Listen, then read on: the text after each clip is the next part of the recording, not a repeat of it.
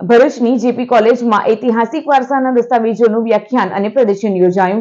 ભરૂચની Jayendrapuri arts and science કોલેજમાં IQAC committee અને ઇતિહાસ વિભાગ દ્વારા કાર્યક્રમ યોજાયો હતો। ઐતિહાસિક વારસાના દસ્તાવેજોનું વ્યાખ્યાન અને પ્રદર્શનીમાં ઉદ્ઘાટક તરીકે SVMITના જીવરાજ પટેલ, મુખ્ય વક્તા તરીકે જીતેન્દ્ર શાહ, આચાર્ય ડોક્ટર નીતિન પટેલ, અન્ય પ્રોફેસરો તેમજ વિદ્યાર્થીઓ મોટી સંખ્યામાં ઉપસ્થિત રહ્યા હતા, જેમાં ગુજરાતના ભવ્ય વારસા સાથે ભરૂચના ઇતિહાસને પણ વ્યાખ્યાન અને પ્રદર્શનીમાં આવરી લેવાયો હતો।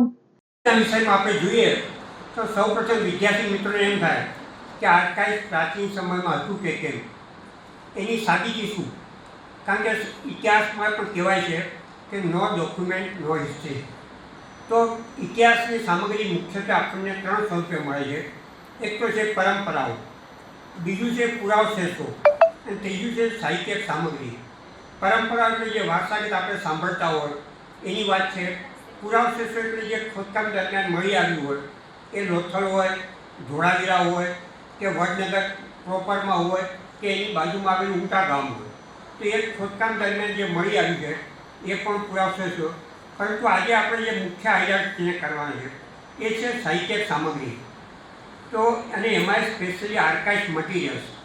તો એ આર્કાઇવ્સ મટીરિયલ ગવર્મેન્ટ આર્કાઇવ્સમાં હોય, યુનિવર્સિટીમાં હોય, NGOમાં પણ આપણને આ જોવા મળતું હોય છે।